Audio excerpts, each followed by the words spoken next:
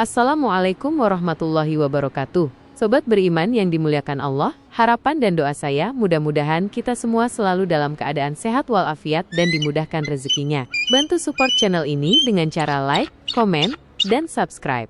Di dalam Al-Quran banyak mengisahkan tentang kisah nabi-nabi utusan Allah Subhanahu wa Ta'ala yang berdakwah pada suatu kaum. Di dalam Al-Quran juga ada yang menyebutkan nama-nama nabinya, dan disebut juga nama kaumnya. Tapi ternyata ada salah satu ayat di Al-Quran nih yang hanya menyebutkan nama kaumnya saja, tapi tidak disebutkan siapa nama nabi yang diutusnya, yaitu Ashabul Rosh. Di dalam Al-Quran sendiri, nama Ashabul Rosh ini disebutkan sebanyak 2 kali, masing-masing terdapat pada surat Al-Furqan ayat 38 dan surat Qaf ayat ke-12. Dan telah kami binasakan kaum Ad dan Tsamud dan penduduk Rosh serta banyak lagi generasi di antara kaum itu. Al-Quran surat Al-Furqan ayat 38. Kalau kita lihat dari ayat itu, kaum Ad jelas adalah kaumnya Nabi Hud, dan kaum Tsamud adalah kaumnya Nabi Saleh.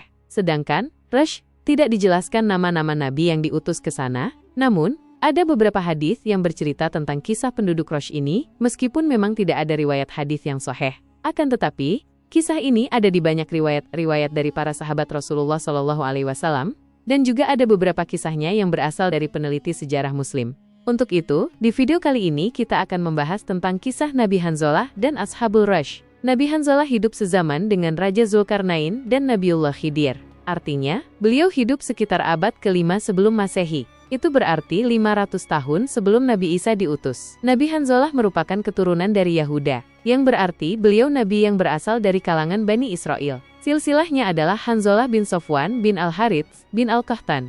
Kisahnya begini teman-teman, Nabi Hanzalah diutus kepada suatu kaum yang bernama penduduk Rosh, atau dalam bahasa Arabnya disebut dengan Ashabul Rosh. Nah, Ashabul Rosh ini adalah orang-orang yang tersisa dari kaum Tsamudnya Nabi Saleh. Kita pernah membahas adab kaum Tsamud ini di video beberapa waktu lalu. Jadi ketika itu, adab yang membinasakan kaum Tsamud, yaitu ketika Allah Subhanahu wa Ta'ala binasakan kaum Tsamud ini dengan suara teriakan malaikat Jibril, yang mengakibatkan seluruh penduduk kaum Tsamud ini mati. Nah, ternyata ada beberapa orang dari kaum Tsamud ini yang selamat dari malapetaka itu.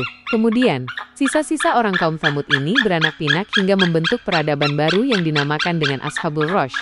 Ashab atau Ashabul berarti penduduk atau penghuni, dan Rosh memiliki arti sumur lama. Ada juga yang mengartikan Rosh sebagai telaga yang sudah kering airnya. Kisah tentang Nabi Hanzalah dan kaum ini terbagi menjadi 2 cerita besar. Yang pertama, kisah tentang Nabi Hanzalah dan burung angkot, dan yang kedua, kisah tentang Ashabul Rosh yang menyembah pohon keramat. Pertama, kita akan mengisahkan tentang Nabi Hanzalah dan burung angkot terlebih dahulu. Kisah ini diceritakan oleh Imam Abu Al-Hasan, atau yang lebih dikenal dengan julukan Imam Al-Kisah. Ia tinggal di wilayah Hadramaut, Yaman. Di kota ini terdapat pepohonan buah-buahan dan kampung-kampung yang makmur. Nah, di kampung ini ada sebuah gunung yang bernama Gunung Falak. Gunung Falak adalah rumah bagi sebagian besar jenis burung-burung. Artinya, di Gunung Falak ini ada banyak sekali jenis burung yang membuat sarang mereka di sana. Dan ada satu jenis burung yang cukup menarik perhatian di sana. Burung ini bernama burung angkot, memiliki arti berleher panjang. Ciri-ciri burung ini adalah memiliki ukuran yang sangat besar. Tak ada yang tahu pasti berapa meter ukuran burung ini, tapi dikisahkan apabila burung ini terbang, sayapnya mampu menutupi matahari seperti awan. Jadi kalau burung ini sedang terbang di atas kita, situasi di sekitar menjadi gelap, karena sayap besar dari burung ini menutupi sinar matahari. Kemudian, burung angkot ini teman-teman punya leher yang panjang, seperti leher unta. Makanya, makna angkot adalah berleher panjang. Dan uniknya, burung ini juga punya 4 buah sayap, yang 2 berukuran besar dan 2-nya lagi berukuran kecil.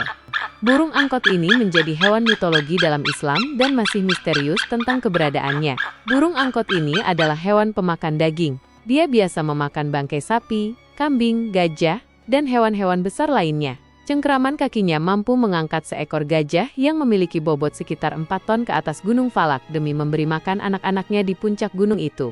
Keberadaan burung ini tidaklah mengganggu penduduk dari Ashabul Rosh, karena dia hanya makan bangkai hewan saja. Tapi entah apa yang terjadi, pada suatu hari tiba burung ini memangsa anak-anak kecil dari kaum Rosh ini. Jadi ketika itu, mulailah penduduk kaum Rosh ini menjadi takut dengan burung ini. Mereka menjaga anak-anak mereka untuk tidak bermain di luar rumah supaya tidak dimangsa burung ini. Akhirnya, karena setiap hari penduduk Rosh dihantui ketakutan dari burung angkot pemangsa anak-anak ini, kaum ini pun pergi menemui Nabi Hanzalah. Mereka berkata, "Wahai Nabiullah, Setiap hari kami gelisah karena dihantui ketakutan dari seekor burung raksasa yang memangsa anak-anak kami. Nabi Hanzalah berkata, "Lalu kalian ingin aku menangkap burung itu?" Kemudian penduduk Quraisy ini berkata, "Bisakah engkau berdoa kepada Allah untuk memusnahkan burung itu?" Lalu mendengar permintaan dari kaumnya, Nabi Hanzalah pun mencoba menolongnya, tetapi dengan sebuah syarat. Nabi Hanzalah berkata, "Baiklah, aku akan berdoa kepada Allah Subhanahu wa Ta'ala untuk memusnahkan burung itu atas izinnya. Tetapi jika burung itu telah musnah, berjanjilah kalian kepadaku dan kepada Allah Subhanahu wa Ta'ala untuk meninggalkan sesembahan berhala kalian, dan bertakwalah kalian dan takutlah hanya kepada Allah Subhanahu wa Ta'ala." Kemudian, kaum Quraisy pun berjanji pada saat itu untuk meninggalkan berhala sesembahan mereka jika burung angkot itu musnah, pun berdoa kepada Allah Subhanahu wa Ta'ala, "Ya Allah, matikanlah binatang tersebut dan putuskanlah keturunannya." Dan tak lama kemudian, Allah Subhanahu wa Ta'ala langsung mengijabah doa utusannya ini. Tiba-tiba burung angkot terbakar, diikuti dengan seluruh anak-anaknya, hingga burung itu pun mati dan langsung punah saat itu juga.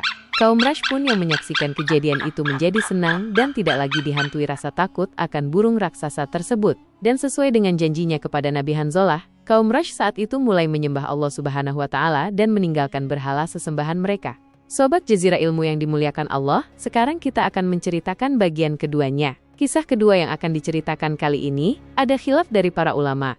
Apakah kejadiannya setelah peristiwa burung angkot, ataukah sebelumnya? Tapi pada intinya, kita akan menceritakan secara berurutan saja, agar lebih mudah dipahami dan lebih mudah mengambil ibrahnya dari kisah kali ini. Cerita kedua, setelah kira-kira 1 atau 2 tahun kaum Quraisy ini menyembah Allah Subhanahu wa Ta'ala dan meninggalkan berhala sesembahan mereka, mereka pun mulai kembali lagi mencari berhala baru.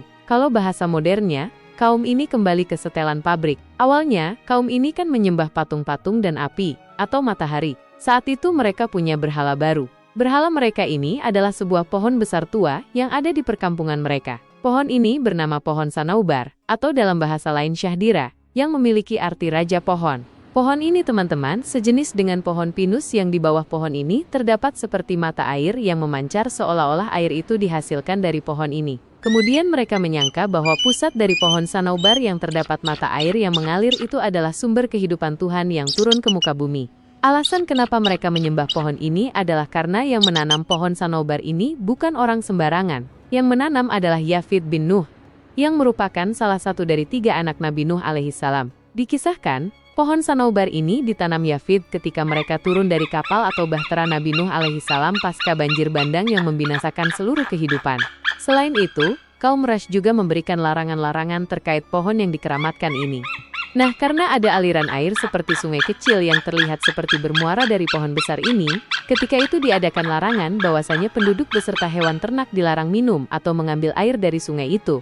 Jika ketahuan ada yang melakukannya, maka hukumannya harus dibunuh. Karena kaum Quraisy meyakini bahwa pohon tersebut merupakan hayat al-ilahiyat, atau yang memiliki arti kehidupan ketuhanan, sehingga diberikan larangan kepada siapapun untuk tidak mengganggu dan mengambil manfaat dari pohon keramat itu.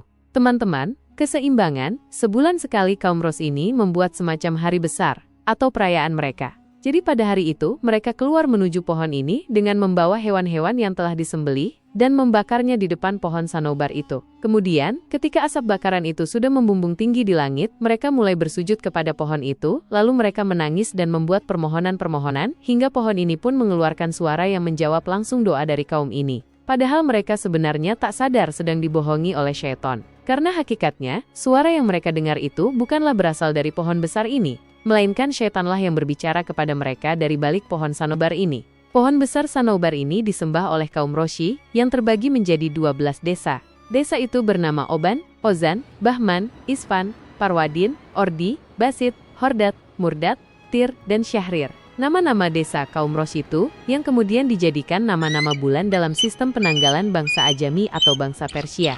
Nah, karena ke-12 desa ini sering berkumpul di pohon besar Sanaubar itu, akhirnya mereka pun berinisiatif untuk menanam pohon Sanaubar dengan jenis yang sama di desa mereka masing-masing. Akhirnya, masing-masing desa bisa menyembah pohon mereka masing-masing. Lalu Nabi Hanzalah yang melihat kaumnya telah murtad lagi, beliau pun pergi mendatangi mereka dan mengingatkan tentang janji mereka, dan mendakwahi mereka semua untuk kembali menyembah Allah sebagai Tuhan pencipta segala. Tapi ketika itu, kaum Quraisy ini tak mau mendengar peringatan dari Nabi mereka, dan bahkan mereka menganggap keberadaan Nabi Hanzalah di tengah-tengah mereka hanya bersifat mengganggu kekhusyukan mereka dalam menyembah pohon Sanaubar itu. Akhirnya, karena mengetahui kaumnya tak mau mendengar seruan yang disampaikan, Nabi Hanzalah pada suatu hari berdoa kepada Allah Subhanahu wa Ta'ala untuk membuat layu pohon sanaubar yang disembah oleh kaumnya tersebut. Allah Subhanahu wa Ta'ala pun dengan cepat mengabulkan doa dari Nabi Hanzalah. Hingga pada suatu hari, perlahan-lahan semua pohon sanaubar mulai layu daunnya dan lambat laun seluruh pohon-pohon tersebut mati. Sobat beriman yang dimuliakan Allah, ketika mengetahui pohon berhala yang mereka sembah mati, orang-orang kaum Ros ini mulai menjadi marah. Mereka berkata, ini pasti ulah dari Hanzalah. Dia pasti mendoakan supaya pohon ini mati. Lalu beberapa orang kaum mulai bermusyawarah. Mereka menyusun rencana pembunuhan kepada Nabi Hanzalah. Tapi mereka ingin Nabi Hanzalah mati dengan cara perlahan. Artinya, mereka ketika itu tak ingin langsung membunuh Nabi Hanzalah. Mereka mau Nabi Hanzalah ini mati dalam keadaan tersiksa. Nah, karena arti dari Ros adalah sumur lama, makanya di daerah tersebut ada banyak sumur yang telah kering. Mereka pun berniat memasukkan Nabi Hanzalah ke dalam sumur kering tersebut. Maka pada suatu hari, ditangkaplah Nabi Hanzalah oleh orang-orang ini. Kemudian beliau diseret dan dimasukkan ke dalam salah satu sumur kering tersebut. Kemudian di atas sumur tersebut ditutup dengan sebuah batu besar dan hanya menyisakan sedikit lubang saja sebagai udara dan pencahayaan di siang hari. Orang-orang dari kaum Ros berharap supaya Nabi Hanzalah mati kelaparan di bawah sana. Tapi ternyata Allah Subhanahu wa Ta'ala memberikan pertolongannya di waktu yang tepat. Dari sekian banyak penduduk Ros yang didakwahi Nabi Hanzalah, ternyata hanya ada satu orang saja yang menerima dakwahnya. Dia adalah seorang laki-laki yang berasal dari kalangan budak berkulit hitam. Ketika Nabi Hanzalah diseret dan dimasukkan ke dalam sumur, rupanya dari kejauhan budak hitam ini secara diam-diam menyaksikannya. Mengetahui bahwa nabinya dimasukkan ke dalam sumur, budak ini pun berinisiatif untuk memberi makannya setiap hari supaya nabinya tetap hidup di bawah tanah. Jadi teman-teman, karena budak hitam ini miskin dan tak punya uang untuk membeli makanan supaya diberikan kepada Nabi Hanzalah, maka budak ini pun mencari kayu bakar di hutan dan dijualnya di pasar. Kemudian setelah dia mendapatkan uang, dia pun membelikannya makanan lalu membawa makanan tersebut ke lubang itu dan diberikan kepada nabinya. Hal ini terus budak hitam ini lakukan setiap hari agar nabinya tak mati kelaparan. Sekian lama dia melakukan hal seperti itu, hingga pada suatu hari ketika budak ini hendak mencari kayu bakar di hutan, dia pun merasa kelelahan. Dia ingin tidur sebentar, maka budak ini berbaring, dan mulailah ia tidur. Di dalam sebuah riwayat, Allah Subhanahu wa Ta'ala buat budak hitam ini tidur selama 14 tahun lamanya. Ketika budak ini terbangun dari tidurnya, dia merasa ketika itu dia hanya tidur setengah hari saja. Kemudian dia meneruskan mencari kayu bakar. Maka kemudian dia ke pasar, dijuallah kayu bakar itu dan dibelikan makanan seperti biasa.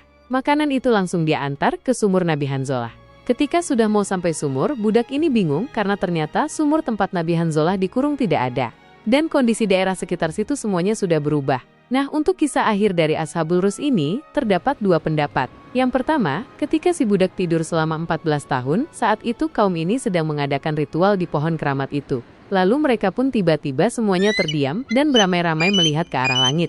Karena saat itu tiba langit berubah menjadi gelap. Saat itu pula keluar lahar panas dari dalam tanah. Kemudian di langit pun tiba ada banyak sekali bola-bola api yang menghantam seluruh orang-orang di kaum ini. Allah Subhanahu wa Ta'ala adab mereka dengan adab yang luar biasa ketika mereka mendustakan nabinya. Akhirnya kemudian tak ada lagi yang tersisa kecuali Allah Subhanahu wa Ta'ala binasakan. Dan yang selamat adalah budak yang tertidur di hutan tadi, satu-satunya pengikut dari nabi ini. Dan dalam kisah yang kedua, ketika si budak ini tertidur dan ketika kaum ini akan ditimpa azab, maka kemudian kaum ini sadar bahwasanya nabi yang mereka masukkan ke dalam sumur itu benar. Lalu mereka buru-buru angkat nabi itu untuk kemudian beriman kepada nabi dan mentauhidkan Allah Subhanahu wa Ta'ala. Azab Allah Subhanahu wa Ta'ala pun tidak jadi ditimpakan kepada kaum ini hingga semuanya beriman pada saat itu. Sobat beriman yang dimuliakan Allah, kisah Ashabul Ros ini tidak memiliki riwayat yang jelas. Makanya kenapa bisa ada dua versi yang berbeda? Dikarenakan kisah ini berasal dari para ahli sejarah yang berusaha menyatukan antara potongan kisah satu dengan kisah lainnya, maka dirangkum dan dijadikan sebuah cerita. Jadi itulah kisah tentang kisah Nabi Hanzalah dan Ashabul Ros. Semoga kisah ini bermanfaat. Lebih dan kurangnya mohon dimaafkan. Yang benar datangnya dari Allah Subhanahu wa Ta'ala. Khilaf atau keliru itu datangnya dari saya pribadi sebagai manusia biasa. Sampai ketemu di kisah-kisah seru yang penuh makna selanjutnya. Saya akhiri, wassalamualaikum warahmatullahi wabarakatuh.